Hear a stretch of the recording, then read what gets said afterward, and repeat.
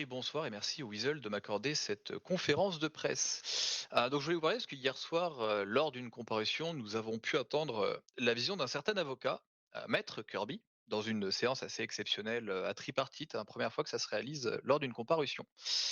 Euh, Devant ce qui a pu être entendu, il me semblait nécessaire de clarifier deux, trois petites choses ce soir, donc lors de cette fameuse conférence de presse.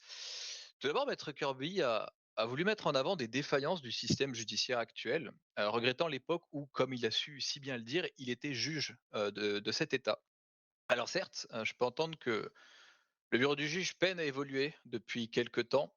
Cependant, je ne peux pas entendre que le bureau des juges a régressé depuis le départ de ce si légendaire juge Kirby, comme on a pu entendre, car ce bureau justement est resté le même.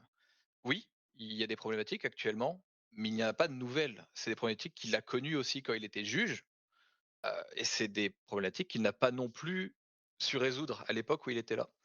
Aujourd'hui, le bureau des juges cherche des solutions, faut savoir le dire. Des choses sont déjà en cours et j'ai même bon espoir que l'appel à candidature, qui est en cours apportera ce vent de fraîcheur qui est nécessaire et qu'on arrive enfin à avoir un bureau suffisamment, heu, occupé, pour que toutes les problématiques puissent être résolues. Il est d'ailleurs assez ironique d'entendre Maître Kirby pester à ce point-là sur le travail actuel du bureau du juge, quand il savait se vanter à l'époque que tous les juges actuels sont issus de sa formation. Mais c'est un autre sujet. Un autre point qui est difficilement passé lors de cette comparution et lors de son réquisitoire, c'est sa vision actuelle du BDP, donc du bureau du procureur, qui a priori, selon lui, ne défend pas nos citoyens.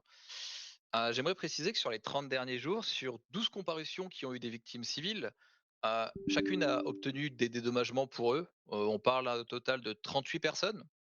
Et dans ces 38 personnes, il n'y a pas de force de l'ordre, hein. Je parle bien de personnes issues d'entreprises privées ou du secteur civil, hein, quel qu'il soit. Et c'est un peu plus de 200 000 dollars de dédommagement qui ont été demandés et obtenus par le bureau du procureur pour eux. Donc, pour un bureau qui ne défend pas les citoyens, quelques problématiques à l'entendre. Le bureau du procureur ne défend personne. Il faudrait peut-être se renseigner un tout petit peu plus avant d'oser lancer ce genre de choses devant un juge pour tenter de lui faire verser une petite larme.